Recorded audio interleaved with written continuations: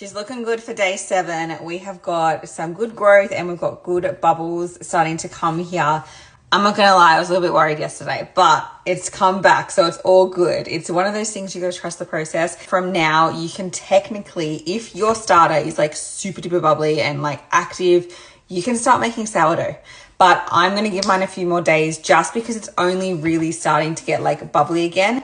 And I think it's obviously I first started with the rye and then I switched over to the wholemeal as well. So it's probably why it's taking a little bit longer. But from now on, we're gonna do the 1:1:1 ratio. Now it is literally, you just feed your starter every day. If you're keeping it at room temperature, you'll feed it every day.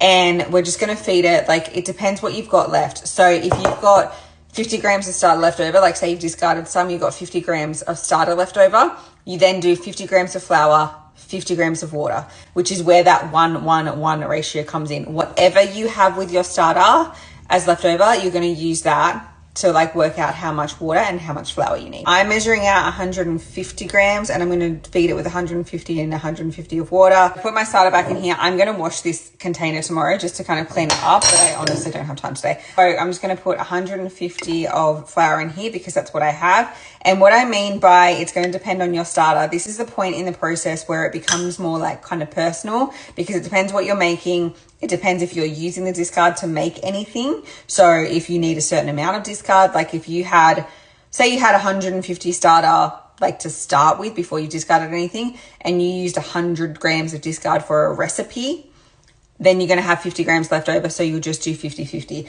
So you don't have to do, like I'm doing 150 today, but it's only because I'm trying to feed it a little bit more to get a stronger starter. But once I get going, I'm not going to feed it probably 100, 150 each day because you're going to use, like even I was talking to my friend about it yesterday, and use a lot of flour if you're doing that every single day. So you don't have to feed it that. I'm going to chuck my water in there. So same process that we've been following. It's just now from here out, we are just doing the 1:1 ratio.